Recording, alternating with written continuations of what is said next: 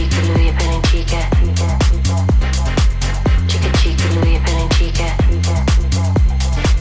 Chica chica, Louis pen chica. Chica chica, Louis pen chica. Tieni bomba atomike. Ka disa data që kalojnë në kalendar dhe ka disa të tjera që në fakt të ndalin për të reflektuar. 8 marsi është një prej tyre. 8 marsi nuk është thjesht një fest me lule dhe urime të bukura. Është një kujtesë për rrugën që kemi bërë dhe për rrugën që ende kemi përpara. Si grua, si nën, si profesioniste, si një zë publik, unë e di që forca jonë nuk është gjithmonë e dukshme, nuk është gjithmonë e zhurmshme. Shpesh është e heshtur. Është ajo forca që na mban në këmbë kur askush nuk e di se sa të lodhur jemi. Është ajo forcë që na bën të buzëqeshim edhe kur kemi brenda 1000 mendime. Sot dua të them diçka shumë thjesht, por shumë sinqerisht. Bravo çdo gruaje për guximin, për sakrificat, për ëndrat që nuk i keni lënë të vdesin, sepse 8 marsi nuk është qëllimi. Është rikujtimi që ne kemi një qëllim, dhe qëllimi ynë është të vazhdojmë të rritemi, të mbështesim njëra tjetrën dhe të mos harrojmë kur se forca e madhe fillon brenda nesh. Sot Larisa on Friends do të jetë një episod shumë i veçantë i dedikuar grave. Dhe për këtë, unë kam zgjedhur që ta zhvilloj së bashku me një mikeshe shumë të mirë timen, të cilën ju e keni njohur sepse është prezantuar në episodin ton të parë, dhe është pikërisht mikesha ime që prej 25 vitesh është pjesë e jetës time, Ledia Gjoka. Ledia, mirë se ke ardhur. Përshëndetje. Kësaj here në fakt jo si bashkëprezantuese, nuk e ti ajo që më bën pyetje, por do doja që të ta ktheja në fakt borxhin edhe të të ftoj për të të bërë ty disa pyetje. Mund të them unë diçka para se ti të vazhdosh me pyetjet e tua. Unë megjithse prej shumë vitesh e njoh kapacitetin tënd, ti gjithmonë më surprizon kur flet dhe gjithmonë më emocionon. Është një siklet kështu nga ata të lezetshme. Në fakt, njerëzit emocional si ty është shumë normale që ta ndjejnë këtë, sepse ti e tillje. Ne jemi njohur për të bërë një prezantim fare shkurt për ata që ndoshta nuk e dinë.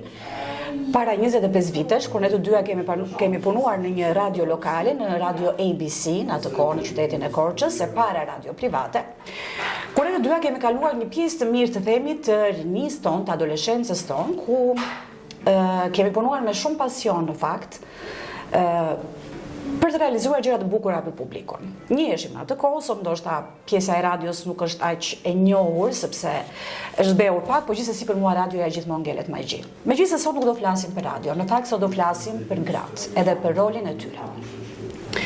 Dhe unë do doja në fakt që në pyetjen e parë të thoja, ti shpesh ke qenë një zë për të tjerë, duke e lidhur të dhe me vitet e tua në të cilat i ke punuar në radio.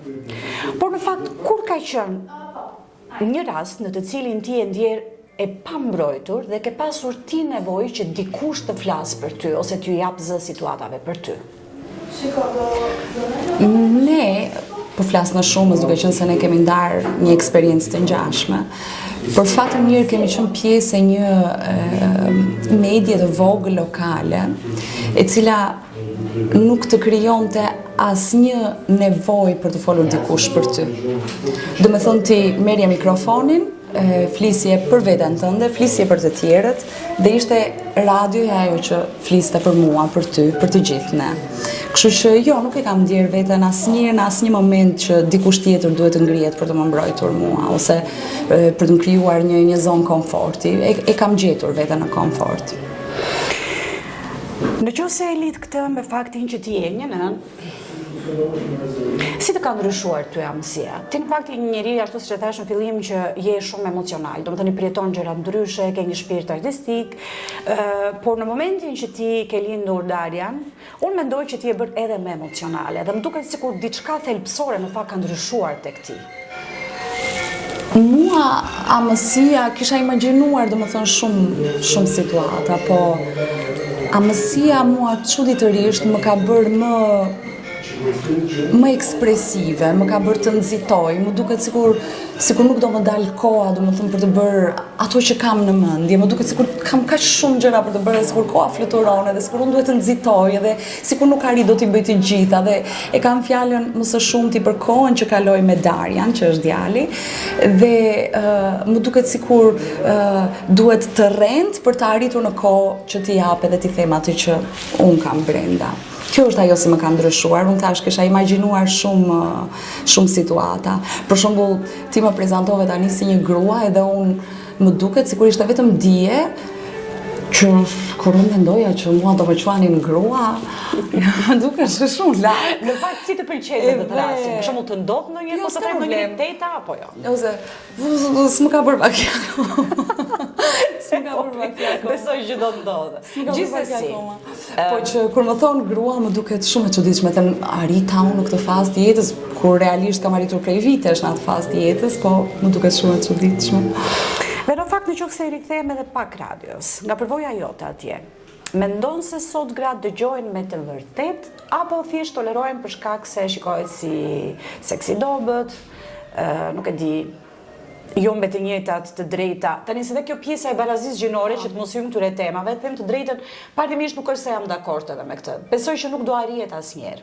Edhe më seriozisht këtë gjë. Barazia gjinore. Ndërkohë që për pjesën e të drejtave flasim, mendojnë që gratë tolerohen më shumë apo në fakt i kanë fituar me vite disa të drejta? Jo, mendoj që kam fituar të drejtat e tyre. Ndoshta për shkak të kuadrave ligjore që ndryshojnë, sepse ajo është një pjesë shumë e rëndësishme e të dëgjuarit të një personi. Do me thonë ti nuk ngrej dot më dorë mbi një vajzë, mbi një grua. Nuk shpërthen dot mbi një vajzë ose mbi një grua për mendimin e saj ose për një veprim. Jo se dëgjohet edhe aq shumë, po dhe tolerohet nuk e them dot. Gjithsesi ka një diferencë shumë të madhe, besoj. Ka një diferencë shumë të madhe në mënyrën se si janë krijuar tani raportet burr-grua. Gjithmonë nisur nga gjinia flas. Jo burr-grua për dy njerëz që bashkëjetojnë, por burr-grua kanë raporte më të shëndetshme. Besoj që kanë raporte më të shëndetshme. Dhe në fakt në të bisedat tona, për çdo gjë që ne flasim, duket që ti je një njerëz shumë programe, në kuptimin shumë feministe. Ja. Gjithmonë je në krah të tyre. Nuk jam feministe, të lutem, mos më quaj feministe. Si e quan ndryshe? Unë preferoj ta mendoj veten ose ta projektoj veten si një njeri që i qëndron thelbësores, do me thënë, kur unë mendoj që Larisa nga një veprim i caktuar ndjehet keq, do jem në mbrojtje të saj me patjetër. Por kur mendoj që një djalë ose një burr nga veprimi i dikujt ndjehet keq, do ta mbroj me patjetër. Do me thënë, do t'i mbroj atë dyja gjinit, nuk ka lidhje me gjinin kjo. Besoj që Ka lidhje me të drejtën. Jo, ka lidhje me atë që ndjehet keq. Do me thënë, kam një si dëshirë të përbrendshme për të mbrojtur njerëzit që ndihen keq, për t'i ndihmuar, për t'i dëgjuar. Kjo është ideja.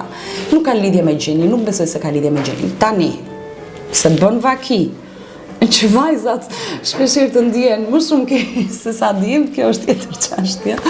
Kështu që Si e ndjen ti sot gruan në shoqërinë shqiptare? E ndjen më të lodhur? të cpilitur e ndjej. Nuk duhet ta kisha bërë të pyetje. E ndjej të cpilitur, e ndjej duke rendur, e ndjej që nuk arrin dot, sikur do t'i bëj të gjitha, rolet marrin këtë pjesën e barazisë, do më thënë që unë bëj 10 edhe ti do bësh 10 dhe më duket sikur gruaja tani nuk arrin dot. Por prap, ja del, nuk e di si, po ka një forcë të brendshme që ja del. Si e shikon ti diskriminimin sot? Sepse pavarësisht dëshirës tonë për të mos qenë, ai është atje. Ekziston. Diskriminimin gjinor flet apo të çdo Diskriminimin e gruas, po, të gruas? Si e shikon sot? E shikon që është më i fshekt apo është më i heshtur? Kam përshtypjen që personat që janë diskriminues nuk e fshehin fare.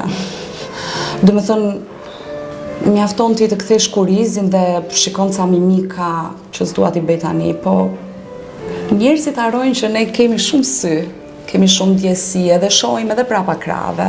Jo, nuk më duket që është i fshehur dhe thash, njerëzit që diskriminojnë nuk besoj se e fshehin veten fare. Nuk kanë turp, do me thënë, për ta fshehur veten. Po që diskriminimi ekziston. Tani kam dhe Ekziston, pyetje. e ndjej, do të them një fare të vogël, e ndjej që në mënyrën si ngas makinën. Do me thënë, në qoftë se ndeshesh me dikën në rrugë, një shofer e grua dhe një shofer burrë dhe ti ndoshta ke bërë gabim ose ndoshta dhe jo fare, ai kur shikon që në timon është një grua, reagimi i tij është sensacional. Dhe shpeshherë kam hapur xhamin dhe ju kam thënë, po sikur ti isha burrë, do kishte edhe një tjetër reagim, aty qetësohen edhe largohen pastaj. Por në fakt është e vërtetë që gratë kanë më shumë vështirësi për të ngarë makinën? Jo, Pjesën e parkimit ose Jo, fare. Fare, nuk është fare. A ka një temë për të cilën ti në fakt nuk do të heshtje kur, edhe me koston që të ngelesh vetëm? Temë të cilën do ta mbroj. Po pra, patjetër, një temë e cila ty të shqetëson dhe ti shikon të arsyeshme që të mos heshtes. Do të nuk do heshtje për asgjë në botë. Jam dy. Nuk e di, do t'i quash tema apo jo. Ose varet si. Çështje, nuk e di. Unë nuk do heshtja asnjëherë për të vërtetën. Të vërtetën e dua shumë, mendoj që e vërteta është çliruese. Edhe po ti ishte shëmtuar ose e vrash, do desha që njerëzit të ma theshin, ndoshta të gjenin fjalët e dura për të ma thënë, po të ma thoshin të vërtetën. E dua shumë, do të thënë, i dua shumë që njerëzit që kam rreth e rrotull t'i kem shumë të vërtetë. Edhe dashuria. Dashuria mendoj që është çelësi për ka pasur momente që dhe sikur jam tërhequr mbrapsht ose që sikur I kam humbur shpresat, por pastaj më rikthehem përsëri, me sa duket është thellë e ngulur kjo gjë, do të thënë besoj që dashuria është një temë për të cilën njerëzit nuk duhet të ndalojnë asnjëherë së foluri. Dhe sidomos në kohët e sotme në fakt është një domosdoshmëri, mendoj. Pyetja e fundit është është një temë në fakt për të cilën më pëlqen gjithmonë të flas. E flas sa herë që jemi për kafe, sa herë që jemi në një takim. Nuk e di, më pëlqen ta trajtoj sepse mendoj që është shumë aktuale dhe ndonjëherë është therse. Ne jemi një shoqëri paragjykuese në përgjithësi. Pra që duhet të të pyesësh si e mendon ti, a janë gratë suportuese për njëra tjetrën apo në fakt në shumicën e rasteve përpiqen që të bëjnë gjykuesin për njëra tjetrën? Po, ke drejt për këtë. Do me thënë, gratë e gjykojnë njëra tjetrën, po besoj nuk është dashakeqësi, besoj është, do me thënë, ne ndoshta për çështje kulture ose për çështje edhe gjinore, jemi mësuar ose na është injektuar, le të themi, një etalon I caktuar ose një sistem vlerash I caktuar. Kush e mat këto? Jo, I ka injektuar shoqëria, I ka injektuar. Kjo është shumë subjektive sepse perceptimi im nuk është njësoj si ai joti. Po, nuk ka një etalon I cili është, po themi 2 + 2 = 4 dhe të gjithë duhet ta pranojmë që nuk kalojmë dot në një numër tjetër sepse është 4. Edhe mbetet 4, po. Ndërkohë që kjo është diçka për perceptimesh, gjykimesh, mënyra se si e rritur, mënyra se si e edukuar. Do të thotë nuk është se ka një etalon matës për këtë. Unë flas për gjykimin në tel. Pra, ne gratë jemi gjithmonë dashamirëse ndaj njëra tjetrës apo edhe kur e bëjmë të përpiqemi që ta bëjmë duke paragjykuar ose duke gjykuar? Shiko, të gjykosh, nuk besoj se është diçka totalisht e keqe. Ne gjykojmë edhe shoqet tona, unë të gjykoj ty, ti shpeshherë më ke gjykuar mua, më ke thënë po Ledia, e mira është të flitet, nëse ti në këtë rast quhet këshillim, po, quhet gjykim. Në rast se ti më flet dhe më tregon që shiko Ledia, ky veprimi që bëre nuk mu duk I drejt ose nuk mu duk korrekt karshi meje ose në forma të tjera, besoj që këtu gjykimi nuk është I keq. Domethënë mbetet në formë konsulte, këshillim, unë marr diçka atë që dua unë të marr dhe ti merr diçka. Po, pastaj, në qoftë se I qëndrojmë kësaj pjesës të vlerave dhe të paketës të vlerave, ne shpeshherë bëjmë gabime, sepse nxitohemi. Do të thënë, nuk e vendosim veten në këpucët e tjetrit, edhe I biem një gjykimi shpejt kështu, shumë gabim veproi Larisa, do të thënë që e bëri atë, po unë jam përpjekur në fakt, nuk e di sa ja dal që të them po sikur ti isha në vendin e saj, po prit se mund të ketë qenë kështu situata ose mund të ketë qenë kështu. Po kam pasur rezistencë në fakt në njerëz të tjerë që kanë biseduar. Jo, nuk është ashtu, ajo veproi gabim ose flas gjithmonë nga ana femrore. Tani domethënë duke I referuar vajzave dhe grave. Po, paragjykojmë pak. Mbetemi te kjo pjesa Mendoj që së fundmi kafja shtyhet vetëm duke folur edhe duke marrë përgjegjësi ose mbi supe situata të cilat nuk na përkasin. Unë mendoj që nëse njerëzit do ishin më pozitiv dhe do mendonin që të vendoseshin së pari tek pucët e tjetrit ose të paktën të merrin me pozitivitet atë pjesën jo të justifikimit në thelb, po të kuptuarit që dikush tjetër është nisur nga një rrethane të caktuar për të bërë një veprim të caktuar. Ne kemi shumë pak informacion rreth jetës së tjetrit, kështu që në këtë rast duhet që, po i quaj fare pak. Kështu që në këtë rast duhet ndonjëherë të mos nxitohemi në pjesën e gjykimeve dhe sidomos të shtym kafen duke para gjykuar, para menduar, dhe duke folur ndoshta për gjëra të cilat nuk na përkasin. Edhe kjo do më pëlqente shumë që të zbatoj. Faleminderit Ledia, kam lutem tjera. Në këtë episod të veçantë dedikuar vajzave dhe grave, na janë bashkuar dhe dy vajza të tjera simpatike, siç janë Florinda dhe Klodi. Mirë se erdhët. Faleminderit shumë për pranimin tuaj sot. Unë në fakt të bëra një prezantim të shkurtër në fillim me diçka dedikuar vajzave dhe grave. Diçka që është perceptimi im në përgjithësi në fakt për rëndësinë që kanë gratë dhe vajzat në jetën e gjithë secilit. Por sigurisht që do doja edhe mendimin tuaj, në fakt me Florinda nuk është ere e parë, sepse ka qenë ftuar në një tjetër episod të podcastit tim. Por sot flasim për diçka tjetër. Ndërkohë që jam edhe me Klodin, e cila është një grua shumë e fortë, një vajzë shumë e bukur, një vajzë shumë energjike, të cilën në fakt kam shumë kohë që e njoh, mund të them që e njoh që nga kohët kur unë kam punuar në radio, pavarësisht se nuk kemi qenë shumë të afërta me njëra tjetrën, por gjithsesi kemi ndjekur rrugëtimin e njëra tjetrës. Dhe në fakt ti je një grua që realisht do ta cilësoja si një grua shumë të fortë. Dhe këtë edhe me plot gojë. Së pari për nënën që ti je, së dyti për forcën që ti gjen brenda vetes edhe në momentet e tua të vështira. Ti ke kaluar së fundmi dhe një eksperiencë të keqe në jetën tënde, me një sëmundje e cila erdhi befas, por të cilën ti je mposhta me shumë forcë, edhe sot ti je vërtet shumë mirë. Dhe jam shumë e lumtur për ty. Falenderoj shumë. Klodi, ti ke kaluar shumë sfida që ndoshta shumë njerëz nuk i dinë. Megjithatë, pyetja që un kam është çfarë të ka mbajtur ty në këmbë në ditët e tua më të vështira? Të them të drejtën, se e kam thënë dhe herë të tjera, forca më e madhe, ajo që të mban në këmbë, është dashuria për jetën, dashuria për fëmijët. Ajo është shtysa kryesore. Duke u sfiduar në atë pjesë të vështirë që ti shëndeti yt rrezikon, e vetmja gjë, ose si të thuash një dritë shumë e madhe brenda teje, është pikërisht ajo dëshira që unë dua të jetoj. Unë dua të jetoj për vete, dua të jetoj për fëmijët e mi, për njerëzit që më duan dhe i dua, dhe dëshira e madhe për të dhënë nga vetja, ato që ndoshta nuk e kemi dhënë ende. Shumë e vërtet kjo që the. Ka pasur momente në fakt veç forcës që ti gjen brenda vetes, kur ti je ndjer e thyer, por në fakt ke zgjedhur të buzëqeshësh për veten, për fëmijët, ashtu sikurse ti e the, për të ecur përpara. Pikërisht kjo sfidë e shëndetit ishte një thyerje sepse erdhi befas, erdhi si rufe në qell të hapur dhe nuk ishte e përgatitur. Dhe kur njeriu nuk është i përgatitur, do të thotë që nuk ke idenë se si mund të përballohet kjo gjë. Prandaj dhe mënyra më e mirë për ta përballuar dhe për të ndjer e fortë tek vetja është edhe në ato momentet shumë të errta ku askush përveç teje nuk i di se si ndihesh, si po i jeton, si po i përjeton.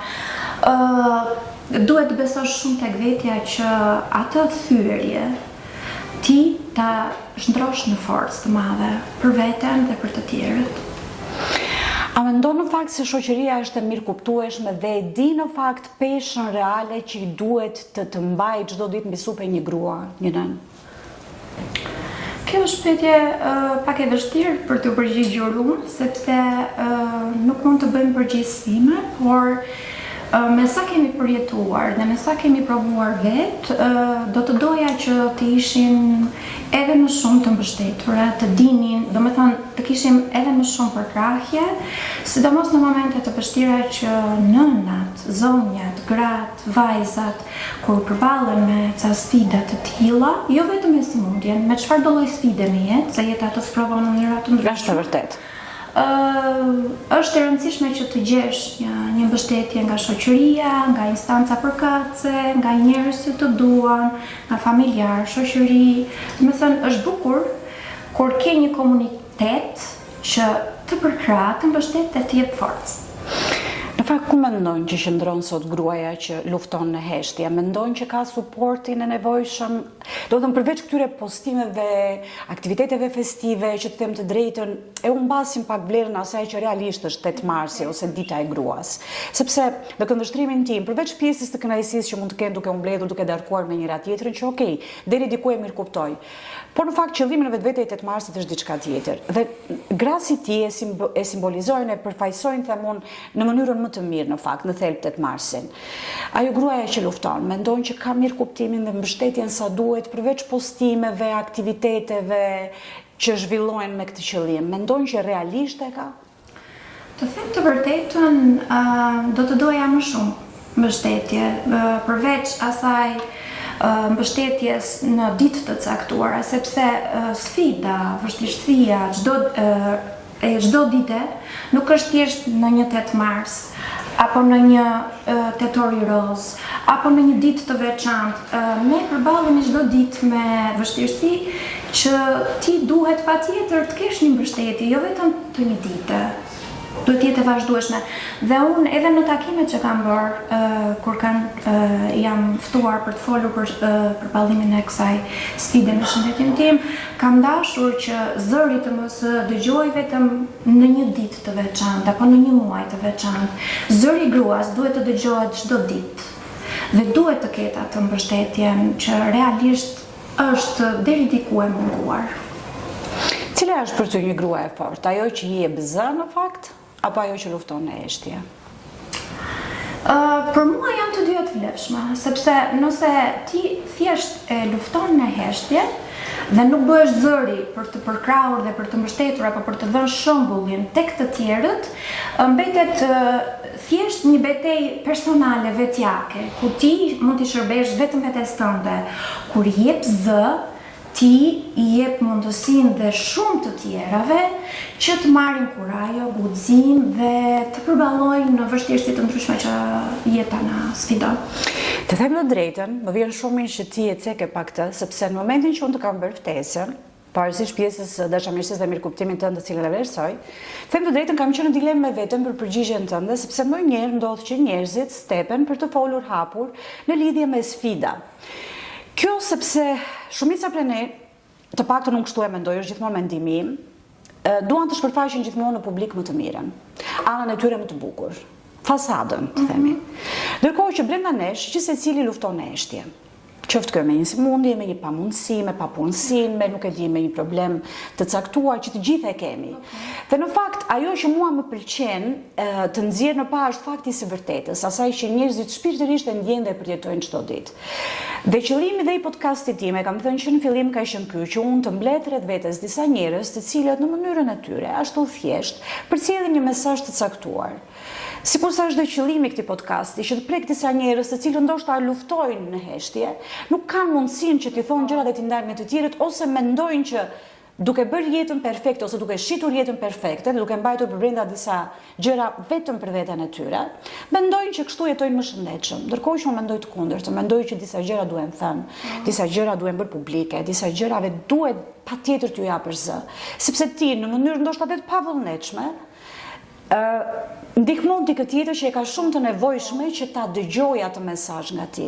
Kështu që më vjen shumë mirë që ti pranove të ndash këtë eksperiencë, sepse besoj që do t'i vlej dikujt që na dëgjon. Unë në fakt nuk duaj që bisedën tonë ta bëjmë dramatike, sepse kjo në thelb është përsëri një ditë e bukur. Se gratë janë të bukura. Gratë din të falen dashuri, din të falen emocione. Kështu që unë nuk doja që ta dramatizoja duke folur vetëm për anën e errët ose për gjërat e këqija që ndodhin në jetë. Po patjetër që nuk mund të lija pa e prekur për të dhënë disa mesazhe të sinqerta tek ata njerëz të cilët na dëgjojnë. Ndërkohë që një pyetje të fundit që do doja të bëja është kjo. Sa e vështirë është për një grua, për një nën, të përballet me papunësinë? E cënon kjo ndonjëherë vetbesimin?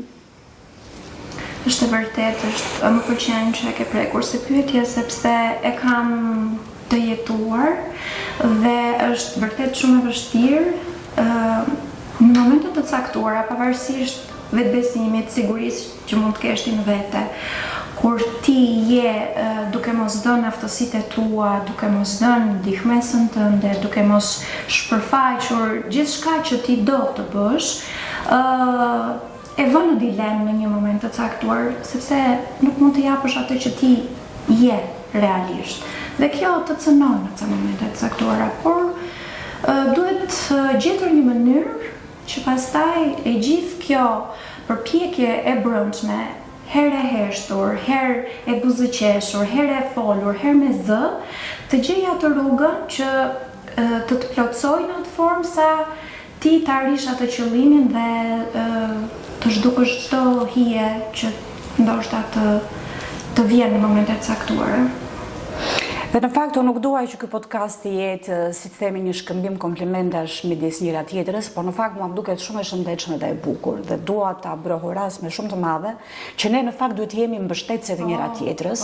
Ne duhet ta themi mendimin ton pozitiv për njëra tjetrën dhe duhet të themi njëra tjetrës që kur diçka realisht na pëlqen tek ajo dhe ti për mua je njëri shumë i bukur, realisht. Florinda, është era e dytë që të kam në podcastin tim dhe jam shumë e kënaqur për këtë në fakt, pavarësisht se janë dy tematika të ndryshme. Jam shumë e lumtur, ndihem gjithmonë e mirëpritur nga ana juaj. Me shumë kënaqësi e pranova ftesën, me shumë emocion, sepse ky podcast i dedikohet gruas, vajzave, edhe unë sot kam një pozicion që më ngarkon me më shumë përgjegjësi. Prandaj për herë të parë po më ndodh që po dritem në podcastin tënd dhe nuk e kuptoj pse. Në fakt, biseda e parë që ne kemi bërë ka qenë shumë njerëzore, ka qenë shumë e çiltër, edhe shumë e bukur dhe shumë e vërtet në fakt. Por meqense ti e ceke që në fillim fakt unë do doja ta thoja këtë. Ti Florinda je njëri që ke investuar shumë në shkollimin tënd dhe sot je në një pozicion tjetër. Pra sot je në pozicionin e prefektes së Qarkut Korç. Dhe në fakt është një profesion një pozicion që kërkon një impenjim të caktuar. Gjithmonë gratë janë në dilemën nëse duhet të zgjedhin të jetojnë karrierën e tyre apo ta balancojnë atë me familjen, sepse në fakt dashur pa dashur ham pa kohë nga të dyja rastet. Sa e vështirë është për ty sot? Ka qenë e vështirë që në momentin që më është bërë propozimi për të mbajtur këtë rol, për të funksion publik i një rëndësie të veçantë, po kam kërkuar gjithmonë ndihmë, sepse asnjëri nuk mund të funksionojë pa një sistem mbështetës. Kuptohet që pyetjen e parë ja kam drejtuar tim shoqi. Jemi gati për ta pranuar? Patjetër, ai gjithmonë ka qenë mbështetje madhe, sepse me tim shoq jam njohur që në fillimin e studimeve të mia, ka qenë mbështetje, më ka dhënë ekuilibër, gjithmonë ka besuar në potencialin tim, ka arritur të nxjerrë më të mirën prej meje, edhe në momente kur unë nuk kam pasur besim, kur kam qenë mbi ngarkuar, edhe me fëmijët e vegjël, ka qenë ai që ka thënë do të çohesh nga krevati, sepse do të shoqëroj unë, do merrem unë me kalamaj, do gjej mënyrën që të kujdesemi për ta ashtu siç duhet, dhe ti do ndjekësh studimet e doktoraturës, se dhe ato i përfundova në tetorin e vitit të kaluar. Edhe me rezultate të shkëlqyera madje. Asgjë nuk është merit e imja, po është fal shumë njerëzve të cilët për mua përbëjnë një sistem mbështetës shumë të shëndosh. Asgjë nuk ndodh rastësisht, edhe gjej rastin që t'i falenderoj sepse jo çdo ditë na krijohet mundësia. Nuk është vetëm bashorti, janë prindrit e mi dhe prindrit e Ledionit. Fëmijët tanë po rriten me gjysher, të dedikuar non-stop 24 orë në 24, lavdi Zotit i kemi pranë. E di që në kohë si këto është e vështirë sepse jemi larg prindërve, jetojmë larg këtyre për shkak edhe të pozicioneve të punës. Unë kam fatin që i kam pranë edhe kjo më ka ndihmuar shumë që t'i lë më shumë kohë institucionit të prefektit në këtë rast. E ke ndjerë ndonjëherë atë peshën e fajit të themi që ndoshta ke munguar pak ose mungon në ditë të caktuara nga prania jote në shtëpi, si grua, si nën? Të jem e sinqert, po. Dhe kanë qenë të shumta ditët, në çdo pozicion, e kam pasur të pamundur që t'i dëgjoj fëmijët live, po them në ato festat, sepse gjithmonë kam pasur një telefonat që nuk mund ta devijoj, një punë që nuk pret, edhe gjithmonë kam thënë po pse duhet të ndodh për vite njëjta situatë që unë nuk mund të jem në asnjë koncert, po them në asnjë shfaqje publike të fëmijëve të mi, të jem gjithmonë e lodhur ose me angazhime të tjera mbas dite. Ndonjëherë më duket sikur i neglizhoj, po pastaj dal mbi vete. patjetër që ka të ditë që fëmia luan rolin kryesor dhe institucioni ngelet në plan të dytë, edhe këtë më duhet ta pranoj, por mendoj që duhet të bëjmë të mirën për ta dhe kontributi në institucione shtetërore krijon një udhë më të sigurt për fëmijët, krijon institucione më të shëndetshme. Detyra është mision. Prandaj duhet të dalim mbi ato nevojat momentale ose mbi ato mërzitjet e vogla, sepse koha me fëmijët asnjëherë nuk është e mjaftueshme. Mjafton të kalojmë kohën cilësore, të mos bëjmë atë balancën 50 me 50, të tregojmë pak tolerant dhe të vendosim qëllime më të mira në emër të dashurisë që kemi për fëmijët dhe për familjen. A e ndjen në fakt ndonjëherë që grave në karrierë ju kërkohet që të jenë jo rallëherë perfekte në të gjitha rolet, në të gjitha dimensionet e tyre? Po, kjo ndodh gjithmonë. Presioni shoqëror është shumë i madh. Më vjen mirë që po shikoj vajza të reja që po rriten shumë kurajoze. Dhe në fakt ky është një mesazh që dua t'ia dedikoj të gjitha vajzave. Të mundohem ta lejmë perfeksionizmin pas dhe të jemi më të guximshme në vendimarrje. Kam ndjekur në fakt edhe lektore të disa universiteteve në kurset e kodimit, dhe të gjitha janë të së njëjtës ideje që vajzat nuk duhet i mësojmë të jenë perfekte, duhet i mësojmë të jenë më të guximshme. Është parë edhe te rezultatet e tyre në fakt, krahasuar me meshkujt, pa dashur ta zbres të bisedë në atë debat ingjinor, se nuk më pëlqen. Po meshkujt, në gjuhën e kodimit flas, sepse këto ishin studime, domethënë është një bazë të dhënash nga kurset e kodimit, arrin deri në një faze të programimit dhe ja tregojnë këtë lektorit, kam arritur dhe këtu dhe kërkojnë ndihmë nga kolegët, nga bashkëmoshatarët. Kurse femrat, pavarësisht se arrin deri te fundi i ushtrimit, në rast se nuk e finalizojnë me sukses, e fshin gjithë arritjen dhe shkojnë te pika 0. Dhe kjo e pengon femrën për të dalë në ato pozicionet e lideres apo në vendimarrje. Sepse ne nëse nuk jemi perfekte, kemi frikë dhe tërhiqemi. Ka ardhur koha ta ndryshojmë këtë, po shoh një brez të ri që me vajza të guximshme dhe më vjen shumë mirë në fakt. Lavdi Zotit në fakt për të. Je ndjerë ndonjëherë më shumë e gjykuar si grua se sa profesioniste? Si grua nuk mund ta them, për shkak edhe të rrethanave ndoshta. Në kohën që jam sfiduar nga problemet e autizmit të Timbiri, sa e madhe ka qenë sfida, aq më e madhe ka qenë edhe mbështetja dhe jam ndjerë me fat në fakt që jam grua, sepse si e tillë kam gjetur mbështetje shumë të madhe dhe nga shoqëria dhe nga familjarët.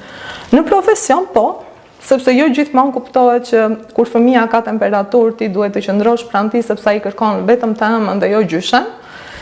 Edhe fillon ai presioni fort në anën tjetër ti e dikush që ke ambicie në karrierë dhe nuk mund të fshihesh, si të thuar, se duket sikur gjen justifikime në fakt për të qëndruar më shumë kohë te familja dhe vendosja një balance të shëndetshme mbetet e vështirë ende.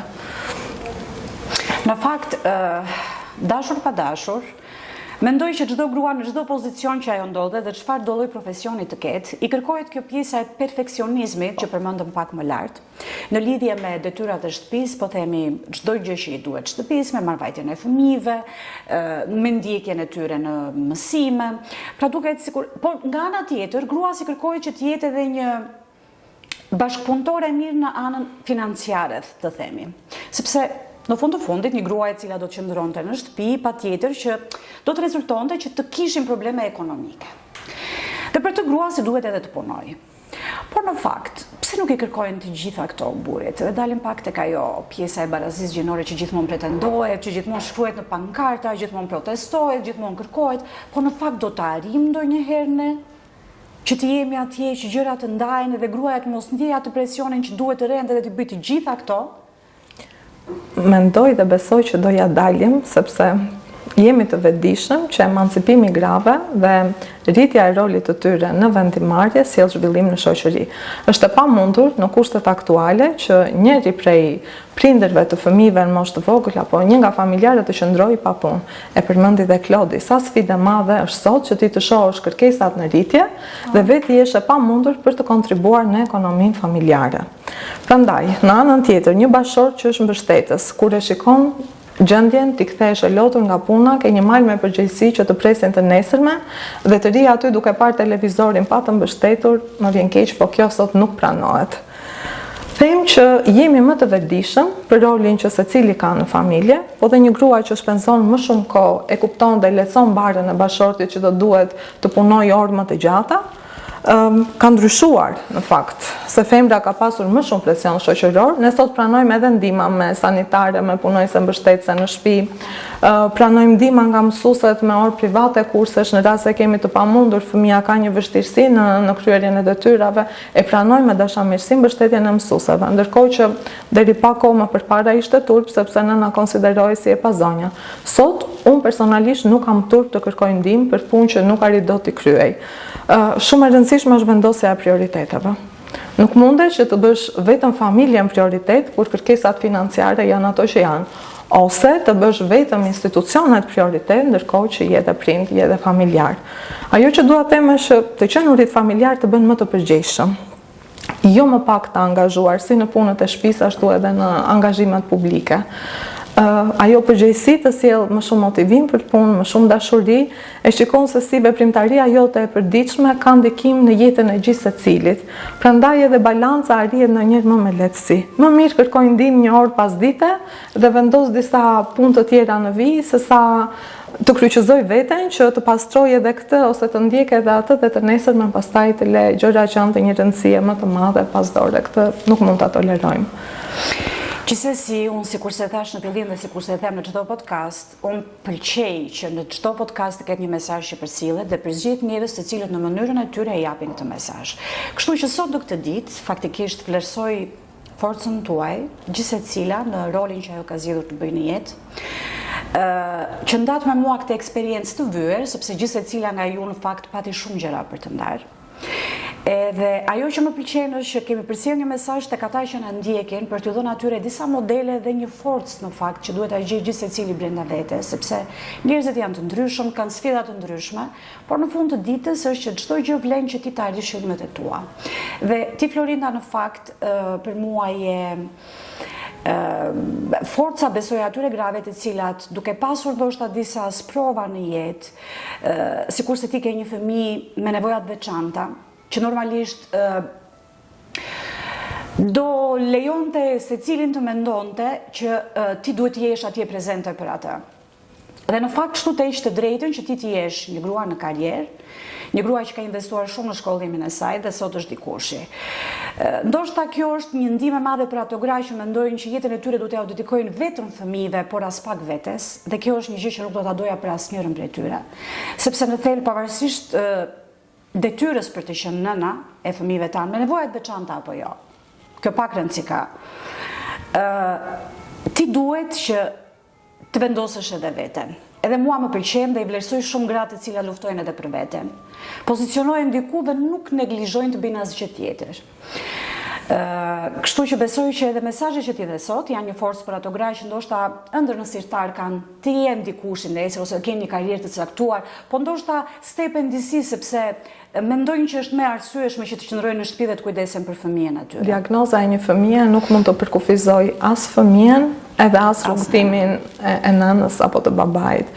Thjesht gjithçka që ndodh në jetën tonë ndodh që ne të bëhemi më të fortë, edhe përballimi, pranimi diagnozave dhe luajtja në të njëjtën kohë një roli tjetër, një funksioni publik, prap do shërbej në funksion të përballimit të këtyre sfidave, rasti një diagnoze apo një sëmundjeje. Jemi këtu të dalim mbi problemet vetjake dhe t'ju japim zë dhe të bëhemi mbështetje për ata njerëz që nuk e kanë mundësinë të kenë këto role apo këto funksione në institucione shtetërore. Unë për vete gjithmonë kam konsideruar profesionin si mision, edhe do jem e qetë në momentin që do provoj që jam e denjë në fakt për gjithë besimin që më është dhënë. Shpresoj dhe uroj të dalësh me shumë sukses dhe jam e bindur në fakt që do t'ja dalësh me sukses. Faleminderit shumë. E di shumë që të gjithë ju mbase po mendoni po mirë tani këto po flasin shumë bukur me njëra tjetrën, po pse nuk kanë një gotë verë përpara. Unë në fakt dua të respektoj gjithë secilin që agjeron ose mban kreshëm në këto momente, kështu që kjo është njëra nga arsyet që nuk jemi sot me një gotë verë përpara, por gjithsesi kemi pasur një bisedë shumë të këndshme, shumë të natyrshme. I uroj përfitoj nga rastit, i uroj agjerim të lehtë të pranuar të gjithë atyre që agjerojnë dhe kreshëm të mbarë dhe të pranuar të gjithë atyre që mbajnë kreshëm. Ju uroj të gjitha grave që të gjejnë gjithmonë forcën brenda vetes për të arritur ëndrat dhe qëllimet e tyre. Asnjëherë nuk është pak, Asnjëherë nuk është shumë, asnjëherë nuk është shpejt, asnjëherë nuk është vonë. Mjafton ta duash. Faleminderit shumë vajza. Falenderojmë në atë. 1, 2, 3, 4.